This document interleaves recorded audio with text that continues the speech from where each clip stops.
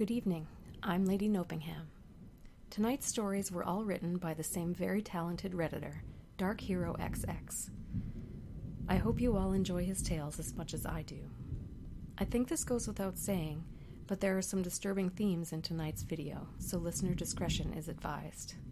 If you enjoy tonight's narrations, please be sure to like and subscribe. Being a brand new channel, this would truly mean the world to me. And now, on to the stories.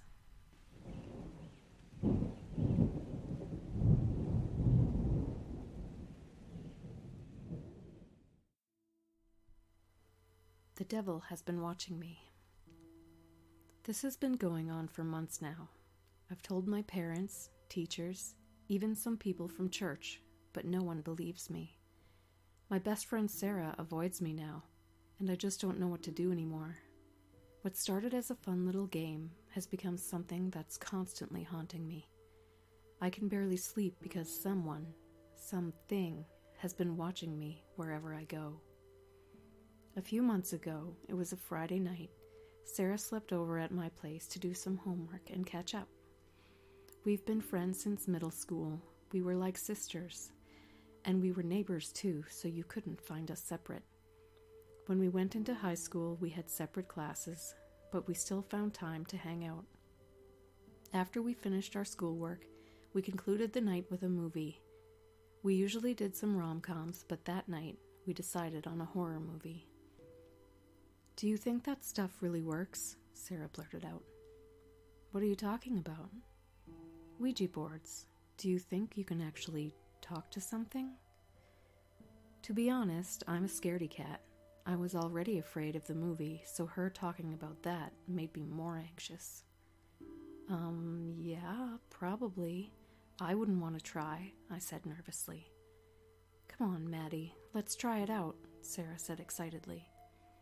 No way. Look at this movie. I'm not calling bad spirits over."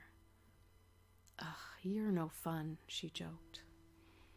We finished the movie and she ended up sleeping over.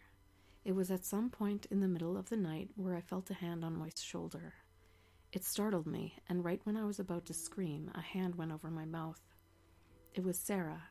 She started giggling and slowly moved her hand away. "What the heck, Sarah?" I shouted in a whisper.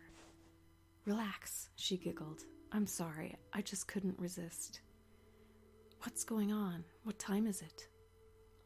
"It's almost 3 a.m. I couldn't fall asleep, so I got on my phone and did some research," she whispered. "My God, go to bed." I couldn't believe her. I started to turn over to go back to sleep, but she stopped me. "Wait, please. It'll be so fun, I swear," she pleaded. "What do you want? Please let me sleep." She pushed her phone towards my face. Its light blinded me for a moment. I winced a bit, but after a moment, my eyes focused on the results of her search. Sarah was looking up Ouija boards and how to make one. I wasn't sure which to feel first, fear or frustration with her waking me up. I insisted that she go back to bed, and while she complained and begged, my resolve to go back to sleep unwavered. The rest of the weekend was uneventful, and when the next Friday came, Sarah was waiting for me at my locker. She insisted that we go hang out at her place that night. It's been a while, so I agreed. We got on the bus, and at our stop, we went straight to her house. When we got inside, her dad was on the phone in the kitchen. He saw us and mouthed hello. Sarah's dad is really kind. He was a banker or something, and her mom is a nurse. After Sarah and I became friends, our parents became close as well, so I considered her parents my family. I ran to her room and she shut the door behind her. "You won't believe what I got my hands on," she said mischievously. My heart sank as she removed a box from her closet. It was a Ouija board. "How in the world did you get that?" She grinned. I begged my dad to get me one. "You guys are monsters," I said in disbelief. "Mwahaha, you can't escape," she laughed. "My house is right over there. I can just leave." She gave me a tight hug. No, please. It'll be so much fun. Come on, she pleaded. After a moment, I gave in. Let's finish up our schoolwork first. After we finished our homework, Sarah's dad called us over for some pizza. He asked us what we were up to that night, and Sarah told him about using the Ouija board. He laughed as he told us not to get too loud. He grabbed a couple of slices of pizza and retreated into his office close to Sarah's room. Sarah rushed us through our dinner, and she insisted that we stayed up until 1 a.m. to start the ritual. We passed the time with YouTube videos. It put me slightly at ease until the appointed time came. I couldn't believe we were actually doing something so stupid. Sarah cleared some space on the floor and opened the board. The board wasn't like a plastic one you'd see at stores nowadays. It looked like an antique. It was wooden with dark brown edges. The inside was a light yellow accent with faded black lettering. Honestly, it was quite beautiful. Sarah pulled out some candles and placed them onto her desk. She turned off her bedroom light, and the flickering flames dimly lit the room. She placed a wooden triangle onto the board. Its round glass center reflected the light of the candles. Sarah could hardly contain her excitement as she placed her hands onto the planchette, hurrying me to do the same. I placed my hands onto it. It was oddly cold. Now one of us should ask the questions, she said. You should do it. What? I shouted. Shh, you'll wake up my dad, she asked. Come on, it'll be more fun if you do it. I don't even know what to freaking ask. Just ask it whatever, she laughed. I didn't want to go along with her plans, but she went through all this trouble to set this up. She was so determined to do this, and I felt a bit bad if I denied her fun. So I agreed to questions. We took the planchette underneath our hands and began to move it in circles on the board. The sound of it sliding across the wood echoed throughout the room. We slid the planchette onto the center of the board, and I took a deep breath. Hello? Is there anyone here with us? I asked, my heart starting to race. Nothing happened for a few seconds. Right when I felt a bit at ease, the planchette began to move, sliding towards yes. I looked at Sarah, and she was grinning from ear to ear, her eyes transfixed onto the board. Please stop joking, Sarah, I whispered, but her gaze was stuck onto the planchette. Are you a ghost? I asked warily. Sarah snickered at the question, and the planchette slid over towards no. My heart began to beat so fast. What do you mean, no? What are you? The planchette started to feel like it was burning cold onto my fingertips. Then I felt it move again. It started to move towards D, E, V, I. Before it could finish, I screamed and shuffled backwards away from the board. Sarah was laughing so hard at my terror. What the heck, Sarah? Why would you scare me like that? I shouted. She laughed for a bit, and her face got serious. Come on, Maddie, stop joking around. I'm not joking. I wasn't doing that. Her face became deadpan. I wasn't moving it. I thought you were. Sarah's dad knocked on the door. Are you girls okay in there? We looked at each other for a moment and shook ourselves. Yeah, Dad, we just scared ourselves using that board, Sarah laughed. A long sigh could be heard from beyond the door. Well, all right then. Try to go to bed. It's getting late.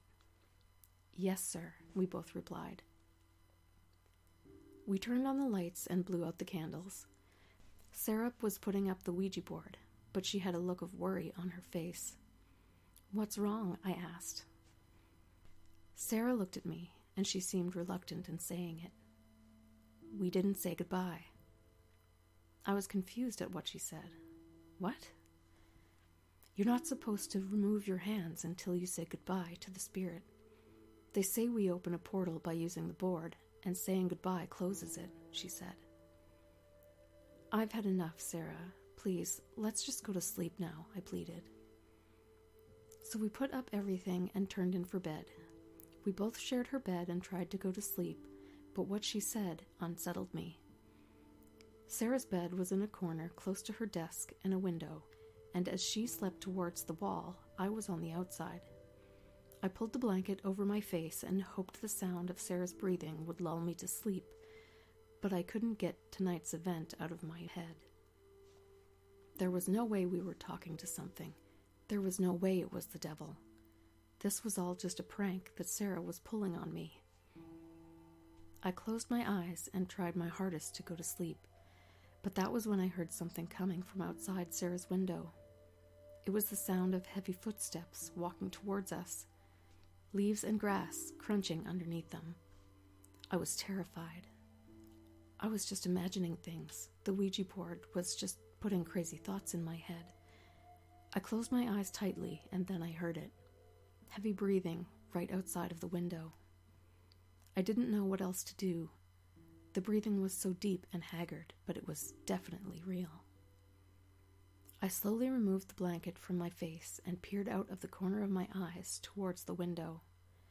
My heart sank as I saw something through the cracks of her blinds. Someone or something was outside of the window looking at us. Looking at me. For a moment, I swear we made eye contact, and I heard a low breath shudder. The eyes, I'll never forget those eyes. They were dark and sullen, but the way they curved, it looked like they took delight in seeing me squirm. Underneath those evil eyes, I saw illuminated by faint moonlight a toothy grin. Its teeth parted open, and a tongue came out to lick its cracked lips. A low, hushed laugh broke the silence, followed by a strange noise. Click, click, click. That's when I let out a blood-curdling scream with all my might. Sarah jumped up and shouted, "What's going on?" she screamed. The devil is outside your window," I told her. My throat ached from the scream. She looked at me and shouted, "Dad! Dad!" A moment later, Sarah's dad flung open the door and looked at us. We were absolutely terrified. I explained to him what was going on, and he opened the window blinds and peered out. "Give me a minute," he reassured us, and ran out of the bedroom. We heard the sound of the front door open. A few minutes passed and he returned. He was covered in sweat and he was out of breath. He said he ran around the house and looked at the streets and didn't see anything. "You said you saw someone outside?" he asked. I looked at him for a moment. I didn't want to sound crazy and tell him that I saw the devil outside. "I'm not sure. I just saw someone looking in from the window," I told him. "Hey, why don't we sleep on the couch tonight?" Sarah suggested. We spent the rest of the night on the couch. I tried to sleep, but the memory of those eyes kept me awake. Every time I tried to go back to sleep, I could hear that laugh echo through my skull. The way it licked its lips made my skin crawl. The following morning, Sarah's mom came home and made us breakfast. She worked the night shift as a nurse, but she loved having me over. Sarah's dad brought up what happened last night, and her mom chastised us for playing such a stupid game. After breakfast, I gathered my things to go home. Sarah was worried about me, but maybe her mom was right, and it was just in my head. As I left their home and walked towards mine, I thought I heard that low laugh again. When I got home, my parents asked the usual. Did I have fun? How were the parents doing? The normal small talk. I went to my room and crashed onto my bed. It unsettled me a bit because I had my room set up similarly to Sarah's, and I looked towards the window. I jumped and pressed my back to the wall. I saw a set of dark eyes looking through the window at me. I ran towards the window and fully opened the blinds, but no one, nothing was there. My mom came rushing in to check on me. I was out of breath, sweating, but I assured her that I was just tired. This went on for a couple days, into weeks. Every night I made sure that our windows were shut tight. My dad thought I was being paranoid. I told them what I was seeing, but they brushed it aside as some delusion. I even told Sarah that almost every time I looked out the window, I would see the devil looking at me, smiling at me. She also tried to brush it off like I was trying to scare her. But I was the one that was afraid. I could barely sleep. The devil was out to get me. Every night I would see him and hear that damn noise. Click, click, click. No one believed me. I wasn't sure what to do. My mom thought I was trying to set the house on fire when I started burning sage at my home. Why did I agree to do the fucking Ouija board? Last Saturday is what broke me. My parents asked me to stay home and watch the house while they went out with Sarah's mom because she had an off day. Sarah was feeling sick, so she couldn't come over, but they told me her dad would be home. They assured me if anything happened to call them, but if there's an emergency, call Sarah's dad. When the night came, I was so nervous, it felt like those eyes were everywhere. I was on the couch in the living room. I turned on a rom-com to put my mind at ease. The sound of the comedic dialogue was fading into the background, into a muffle, as I curled into a ball and looked around me. It was around 8 p.m. when I decided to check the windows for the 100th time. Living room windows locked. I peered out and was met with darkness. The small window in the kitchen, locked. My parents' bedroom window, locked. My mom's office room window, locked. We had a large sliding glass door to the backyard, unlocked. I peered out and saw a dark shape standing there in the darkness. I freaked out. I struggled to lock the sliding door and ran when I heard the lock click. I ran to my bedroom, but I turned to see the shape on the sliding door. Its face was pressed against the glass, and those eyes reveled in my horror. Bile began to raise from my gut as a tongue began to lick the glass. Tears filled my eyes. The devil was so close, but I couldn't make out any features. It was just dark and looming. I ran into my bedroom and slammed the door. I darted towards my desk where my phone was charging. I fumbled it a bit, but when I almost caught it, my phone fell to the floor. Something was banging on my window. So hard, I was surprised the glass didn't shatter. I picked up my phone and called my dad. "Hello?" my dad answered. "Dad? Daddy? Please, come home. Someone's outside and they're trying to get in," I yelled. "What? Baby? I can barely hear you. Someone's there? Here, let me call Sarah's dad." The line went dead. My heart was racing, and then the banging on the glass stopped. That was the moment my heart sank. I heard a noise, a familiar noise. Bzzz, bzzz, bzzz. The sound of a phone vibrating. I couldn't believe what I was hearing. "Oh, hey, John. What'd you say?" The voice was low and whispering. "Yeah, no problem. Just give me a minute. I'll call you back." I slowly walked towards the window. I couldn't believe it, but I had to see. In the cracks of the blinds, I saw him, Sarah's dad, standing outside my window. He looked in my direction, but I don't think he could see me. I saw him grin, then lick his lips and started to walk away. A minute later, I heard a banging from the front door. I ran towards it and looked through the peephole. Sarah's dad was beyond the door. His eye was peering through the peephole, too.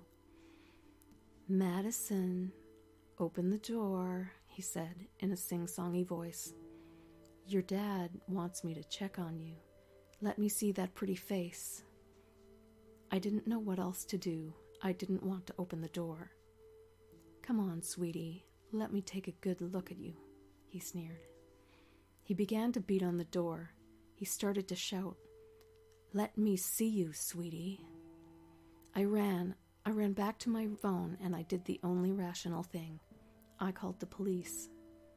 911, what is your emergency?" a soothing voice answered. The devil is outside. The devil is my friend's dad." A few minutes later, the police came by. I heard Sarah's dad talking to them. "I don't know what's going on. My neighbor just called me to check on their daughter because she is alone and I think she's going crazy. Someone call the ambulance. She's probably on drugs or something," he told the police.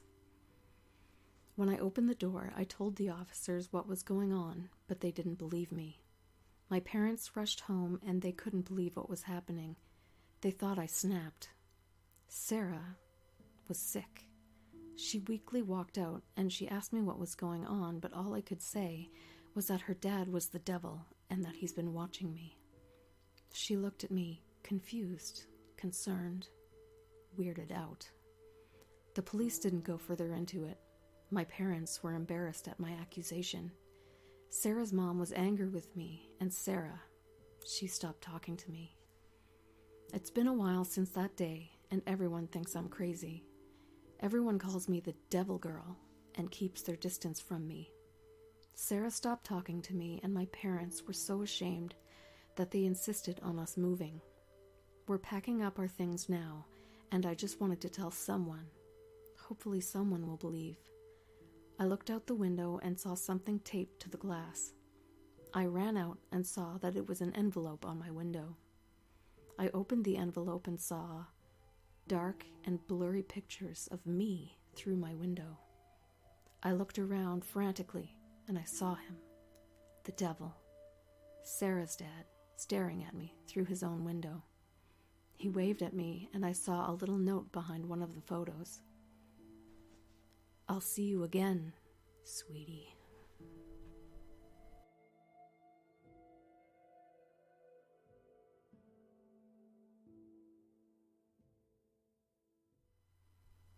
I used to sleep under my bed as a kid. Around the summer of 1994, my dad and I moved from our cozy home in Tennessee to Louisiana. My mother had passed away earlier the past year. My dad thought it would be good to start fresh somewhere, so he got a new job and put me into a new school. Though I wasn't thrilled about leaving my friends and family behind, it was really for the best.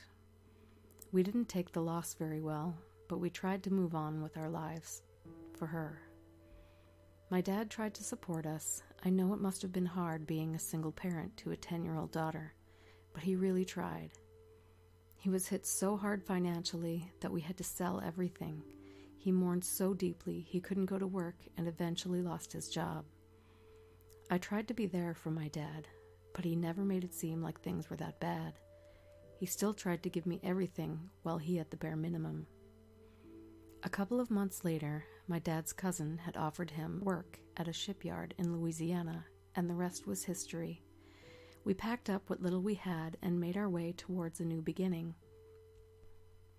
We stayed with his cousin for a month or so until my dad finally found a place that he could afford, which I was so thankful for. I loved my dad's family, but his cousin had 4 boys and it was just so crowded. I was so excited for us to have our own space together, just me and him. I would be lying if I didn't say I was just a bit disappointed. It was nothing like our old home, but beggars can't be choosers. It was in the middle of nowhere, a small 2-bedroom, 1-bathroom shack with faded white paint on old wood, with broken maroon shutters on cracked windows. Our new home was surrounded by dead grass. Our only neighbors were acres away, and the town was almost a 45-minute drive away. My dad guaranteed that this place was a steal, though. I wondered who would have wanted to steal this in the first place. Before entering our new home, my dad insisted on covering my eyes. He giggled as he yelled surprise as our footsteps creaked onto the wooden flooring. It was quite a surprise indeed. Before us was an old floral-patterned couch in front of a dusty television set. In the corner, a dirty kitchen and a small hallway leading to 2 bedrooms and a bathroom. It wasn't perfect, but again, I was mostly excited to be there with my dad. There wasn't much to explore, so I unpacked my things into my new bedroom. My feet sank into the musty beige carpet as I entered the bedroom. It was odd to me that there was still furniture here. In my room, there was a small black dresser vanity, a brown door to an empty closet with a metal chain hanging down from a light fixture, and a tall brown wooded framed bed. After unpacking a bit, I climbed onto the bed. It was white sheets with dark red blankets. My body sunk into the mattress. It was surprisingly comfy as the fatigue from another move washed over me. I rolled around onto the other side of the bed. I was caught off guard by a deep dip that was on the right side of the mattress that was near the window. I jumped off and ran my hands over the bed. It was completely flat. My dad shouted from the kitchen to call me over for dinner, breaking me from my confusion. The rest of the night went along normally. We had our dinner, cleaned up, talked a bit, remembered Mom, and got ready for bed. I asked my dad where all the furniture came from, and he told me that everything was left by the people before us. He raved at how everything was in such good condition he couldn't part with any of it. That night it was so hard for me to sleep. The room was incredibly cold, and I shivered under the blanket. At some point I eventually fell asleep, but awoke curled into a ball near the end of the bed towards the door. I shuffled backwards from my position until my back touched something solid. I was completely frozen at this point. I didn't know who or what my back was touching in my bed, but I was too afraid to turn around. I could feel them move as they breathed in and out, haggard breaths. At first I had a moment of relief as I thought it was probably my dad. But my dad would never go into bed with me like that unless I had asked him, and he was snoring loudly in his own bedroom. I didn't know what else to do but scream for my dad. He came rushing in, and I sobbed when I saw him. "Someone's in my bed! Someone's in my bed!" I screamed at the top of my lungs. I jumped onto the floor and looked at the bed. Completely empty. My dad looked at me tired and confused. "There's no one here, baby girl. Are you okay? You having a bad dream?" I looked at him. He was as confused as I was shocked. I didn't know what else to do, but I asked if I could sleep in his room. He was completely taken aback, but it was late, so he reluctantly agreed. Morning came, and we talked about what happened the night before. My dad brushed it off as simple nightmare, but the memory of the cold I felt on my back and the deep, heavy breathing were stuck in my head. The rest of the day came and went as we cleaned and ran errands. Night came, and we were both exhausted after dinner, so my dad suggested we go to bed early for another rough day. My dad went into my bed. He had never done so before, and I know I was 10 at the time, but it's still embarrassing to have him check for monsters in my room. He assured me that everything was clear and kissed my forehead, wishing me to have good dreams. I was so tired from everything we did that day that I almost instantly fell asleep. It was probably only a couple hours later when I awoke to the sound of that labored breathing beside me. It was a deep, almost gurgling inhale with a sickening crack as it exhaled. My back was touching what I think was a bare arm, and through my pajamas it felt like my skin was going to freeze off. I felt the bed shift as the unknown body turned towards me. The horrific breathing was a blast of icy air onto the nape of my neck. I wanted to scream for my dad so badly, but I was frozen with fear. I was so afraid that I just felt dizzy and disoriented. I kept telling myself in my mind that it was just a dream, that it was all just a horrible nightmare, until I felt a stiff, cold hand tightly squeeze my right shoulder. It was just so cold I felt my skin burn, and I finally let out a blood-curdling scream. I bolted towards the door, my body slammed into the wall, and I darted towards my dad's bedroom. He awoke to find me sobbing at the foot of his bed. He pulled me into a tight hug and assured me that everything was okay. I didn't know what to do, but my dad especially was forced into that horrible circumstance. As an adult, I can't imagine how my dad must have felt. With the death of my mother and my freakouts at night, I don't know how my dad kept it together. These terrors came to me almost every night, and my dad tried so hard to get me help. He got me a counselor with what little money he had, and he stayed up late some nights to make sure I was okay. Thankfully, my bed frame was tall, so I eventually started to sleep underneath my bed. It didn't fix the issue, though. At night, I would still feel the mattress sink above me as I lay underneath the bed. The breathing was getting worse and worse. I had no idea what it was, and I was too afraid to confront it. I was losing so much sleep that when I finally went back to school, I would find any moment I could to be asleep. My dad got into a lot of trouble for me doing that, though. I cried every night to sleep, causing my dad so much heartache. But things eventually got worse, as one day my dad told me that he had to start third shifts due to staffing. That meant, for at least a month or so, my nights would be spent alone at home. I was depressed. I dreaded the moment until the night finally came. My dad was so worried about leaving me home alone like that, but I showed a brave face for him. He left at 11 p.m., so I stayed up that night until he was gone and ran into his bedroom, locking the door behind me. Maybe if I wasn't in that bed, things would be better. Perhaps my nightmares would fade away like the dreams they were. I went to sleep in the comfort of my father's bed until I woke up a couple of hours later to the sound of banging coming from the door. No, please, please. I begged for the nightmare to go away, but the sound of its breathing and the banging answered my cries. I crawled underneath my dad's bed and curled myself into a ball, trying to make myself smaller and smaller. The banging eventually stopped, but the breathing remained. I held my breath as I hoped for the nightmare to just fade away, until I heard the click of the lock on the door. I couldn't believe this was happening. I slowly turned so I could see the door from my hiding spot. I finally saw something. A pair of sickly pale feet were shuffling towards my spot in the darkness. I put my hands over my mouth to prevent a scream from escaping. The feet slowly crept closer towards me. I just prayed that my dad would come back. The breathing was more horrific this time.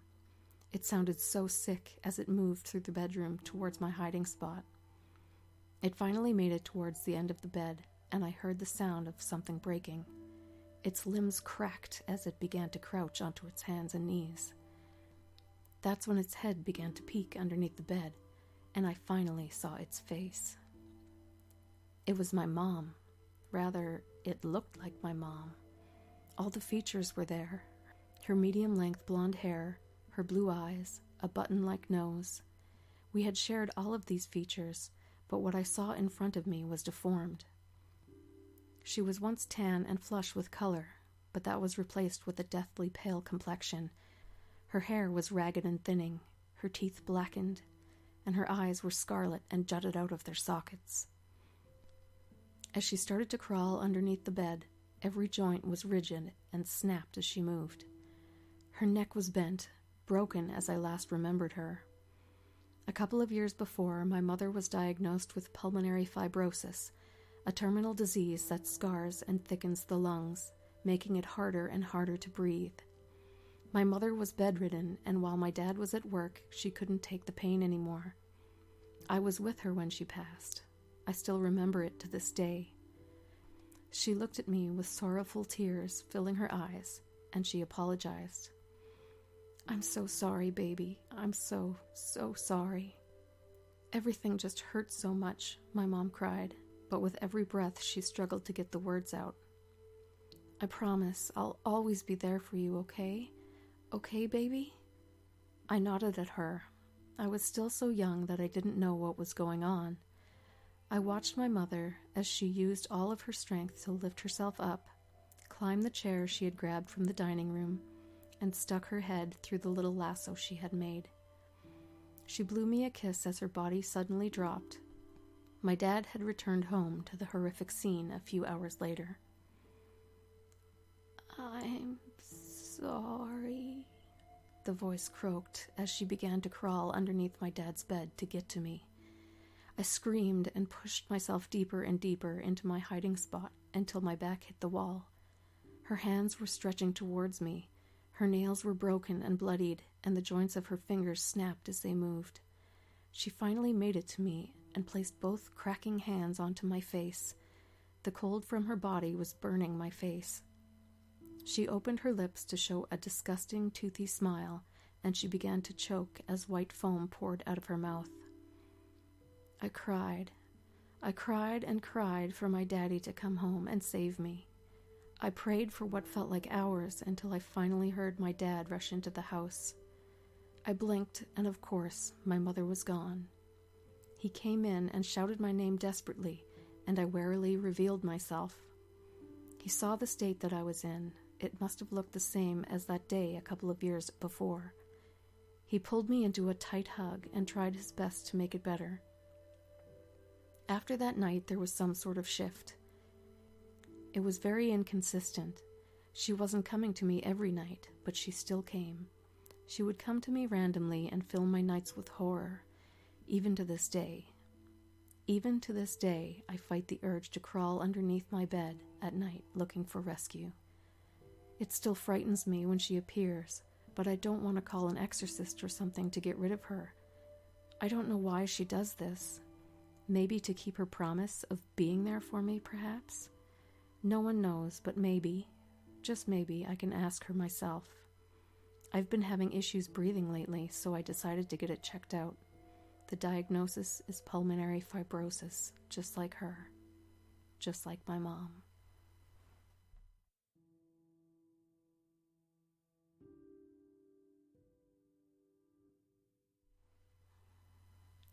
I just wanted to pay my bills. I'm sure everyone here can agree with me that 2020 was a completely shit year. Before quarantine, I was barely scraping by as a waitress at a chain restaurant as it was, and now that we're all trying to get back to some kind of normalcy, we're hit with financial bullshit. I tried getting a job back at the restaurant, but they couldn't afford the staff. I'm a 24-year-old female who dropped out of college. I didn't have very many options in the job department.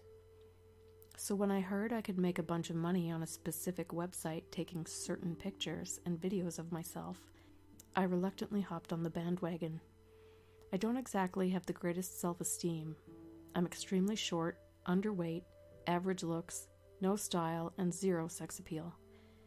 But I have 2 little puppies, an apartment, and tons of credit card debt, so I had to at least try. I'm not going to lie. It kind of stroked my ego when I started getting a bunch of subscribers after I set my profile pic to me in just a bath towel. The money was trickling in, as I had no idea how to work out pricing and all of that stuff. $1 a picture seemed pretty fair to me, so those were selling quickly. Eventually I became more bold and did short videos for $5. I was seeing other girls doing things for 10 times as much, but who would want that from me? In a few days, I still managed to make much more than what I would have been as a waitress, and I was able to get my puppers some dog food. A week later, I had over 100 subscribers, and my phone was blowing up every second with them messaging me. I'm going to be honest, most of these guys really creeped me out, but they seemed pretty harmless.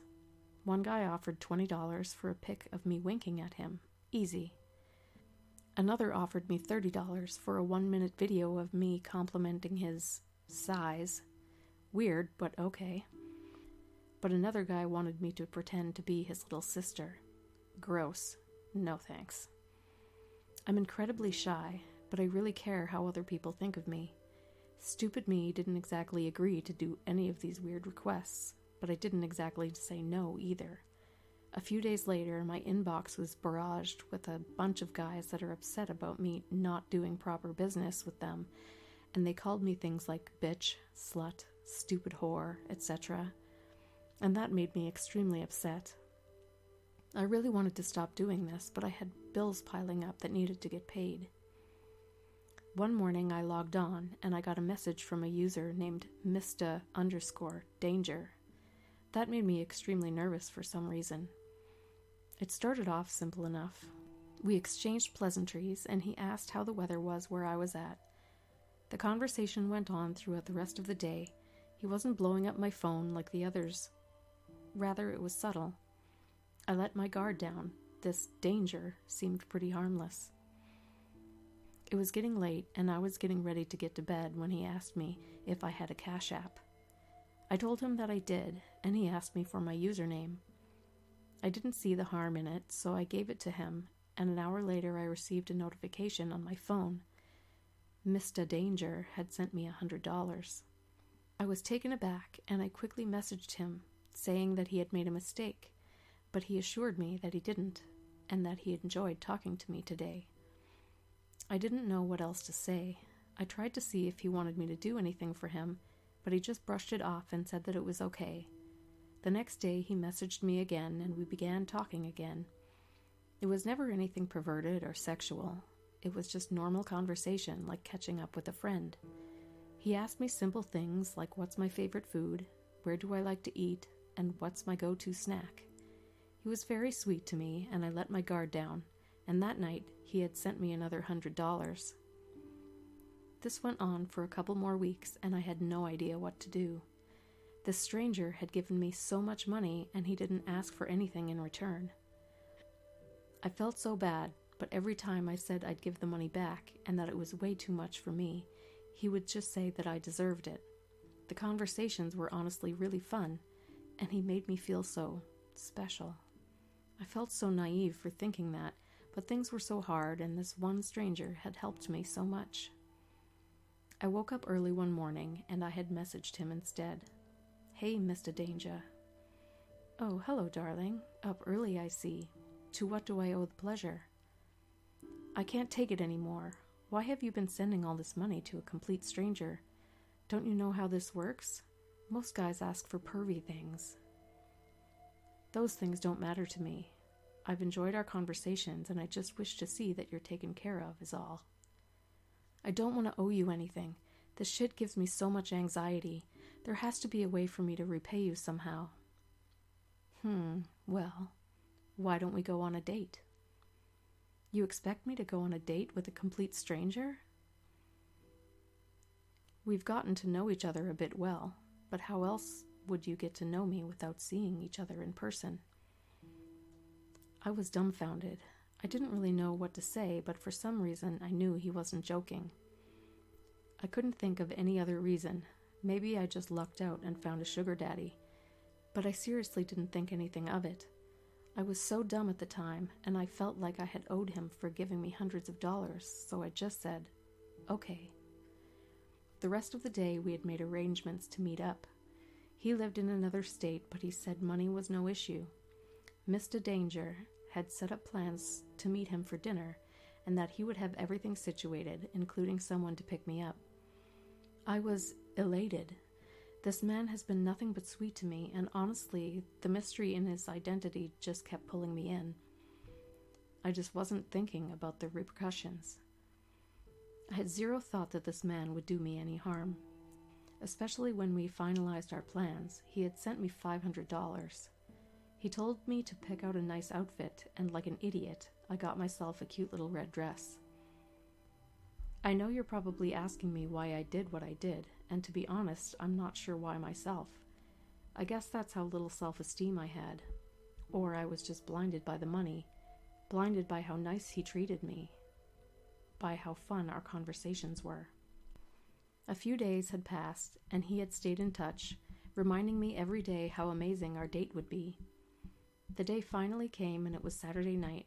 The plan was set, and I'd stupidly given him my address so a driver could come pick me up. It was around 7 p.m. when I heard a knock come from my apartment door. I pushed my dogs away to get to the entrance. When I had opened the door, I saw a large man in a suit and tie. He had asked me if I was ready to go. We made our way outside, and I was greeted with a sleek black limousine. The trip was a complete blur. I was too busy imagining what this man looked like and what he must do for a living. About 30 or so minutes later, we stopped in front of this huge house. It was gorgeous, like something out of a movie. I got out of the car, and the driver pointed towards the front door of the house. I made my way up the stone steps. Right before I was able to knock, the door flew open. There in the doorway stood a tall and slender man with an expensive two-piece suit with long, slicked black-brown hair. He smiled at me with perfectly white teeth, and his skin showed no imperfection. He held his hand out, and I automatically gave him mine. He smirked at me and kissed my hand. You're a lot smaller in person, he spoke with a low and dulcet tone and winked at me. You're very, tall. Smooth one, girl. He laughed. Why, thank you. Oh, and you look absolutely stunning. Red suits you, my dear. I laughed nervously. I don't take compliments very well. Well, I hope you're hungry. I've had dinner all set and waiting for you. He guided me into the house and walked me through to a large dining area. May I take your bag? He offered. But I refused. I didn't feel comfortable not having my phone on hand. The dining room table was filled with an assortment of different types of foods, and there was platters upon platters. This was definitely overboard. I looked around and noticed that it was definitely just me and him. So why was there so much food? There's no way he actually expected us to eat all of this. Please have a seat. He pulled a chair out from the table, and I sat. Allow me to fix you a plate. So, Mr. Danger, I said nervously. Please, let's go by my real name, Adam, he chuckled. Oh, right. Before I had a chance to tell him, he cut me off by saying my real name. I'm not sure why my brain finally started to kick in now, but now it was in overdrive. You see, my name is Maria, but my online name was Kendra. He had never asked me my real name, so he should only know me by Kendra. Alarm bells started to go off in my head, but stupid me allowed herself to be driven here. Adam began to prepare a large plate of food with different cuts of cooked meat onto it and handed it to me with a smile. I reluctantly grabbed the plate from him and looked at him. He continued to just stand there. I asked him if he was going to sit down and join me, but he said he was perfectly fine as he was. So if he wasn't eating, why the hell did he prepare so much food? Do we have anyone joining us tonight? I asked warily. None at all. It's just you and me, he said with a smile. But his tone didn't match his face. It seemed a bit sinister for a moment. This is all prepared for you. You've got to be joking. There's no way I can eat all of this. This is easily enough to feed 20 people. I forced a chuckle. He slammed his hand onto the table so hard and fast that I jumped in my seat. He began to prepare another plate of food, this one with different types of appetizers. He placed the plate in front of me next to the other plate. He smiled at me and pushed my chair forwards towards the table, and he handed me a fork. Have you ever heard of mukbang? He said. Yeah, I've heard of some people doing it online. I absolutely adore it. Something about watching someone eat like that really makes me happy, he said. I didn't like the way he said that. I'm not actually feeling very, You will eat, he shouted. He straightened himself and looked at me with that smile. Excuse me, I just want to make sure you're full and happy. I didn't know what else to do. I absolutely screwed myself, so I was stuck with the only option I had, to eat. I grabbed my fork and began going at the assorted appetizers such as deviled eggs, little crackers and cheese, and veggies. It tasted really good, but I'm pretty petite and I can't really eat that much. He continues to fix another plate of food for me. I spared no expense to assure that we have the best of best ingredients, he said excitedly. I've cooked everything myself. It's all so good, thank you. I'm just getting really full, I said timidly. He froze there. The look on his face turned from a bright, cheery smile to one of pure anger. The edges of his lips turned to a scowl, and the way he bared his teeth was like a dog going in for an attack. He didn't move his body, but his eyes turned to me, and I could see them strain and turn red. The plate he held in his left hand started to shake in his grip. He grabbed the food from the plate with his bare right hand and began to squeeze it. It was some kind of meat pie, its contents falling onto the polished white tile floor. He threw the plate down, and with his free left hand he pulled my hair. I yelped as he quickly yanked my hair down. Before I could let out a scream, he took the smashed food in his right hand and forced it into my mouth. I coughed and yelled while he continued to force the food into my mouth. After a few more seconds, he relented. "Eat! Eat!" he huffed.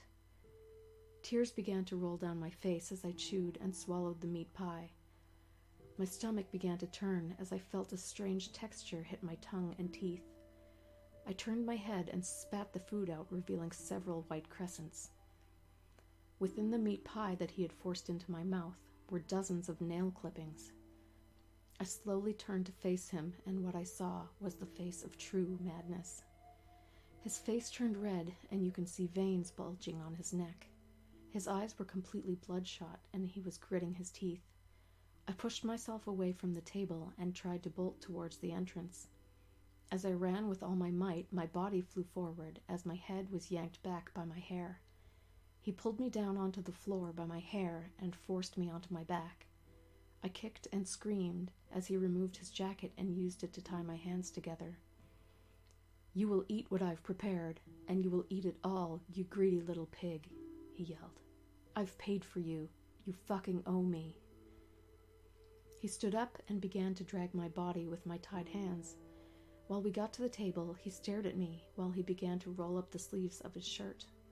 That's when he revealed his bloodied, bandaged arms. His bared teeth turned into a sinister, toothy smile as he grabbed one of the plates with a stainless steel cover. "I really put my all into tonight's dinner," he said, as he removed the cover from the plate to reveal thin strips of cooked meat. It looked almost like bacon, but the smell was so rancid. He took one of the strips of meat and slowly put it towards my mouth. He was so fixated on my eating that I was able to grab the fork from the table and jab it into his stomach. He howled and stepped backwards in shock. I took that moment to run as fast as I could to the front door. I could hear him cry in pain behind me as I was able to escape.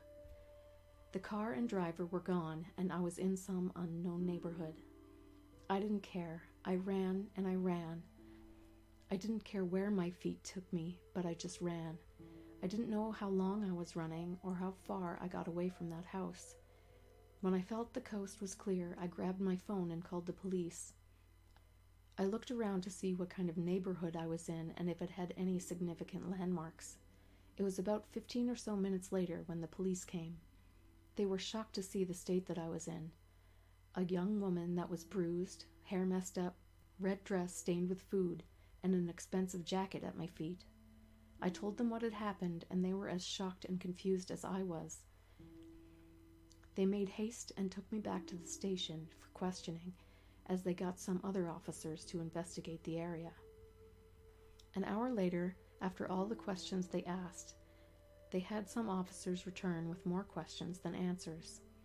The neighborhood I was in was still in development, and most of the houses there were still empty. They ended up finding the house I described, and when they got inside, they found it was completely clean and empty. The police were confused. They believed me for the most part, but they had no answers to give me. I showed them the messages on my online account and all the money transactions on my Cash App, but it led to nowhere. Fucking nowhere. A few hours later, I eventually went home. I refused to eat for days. Every time I thought about food, I felt like vomiting, all because of me being a fucking idiot. So take this story with a grain of salt.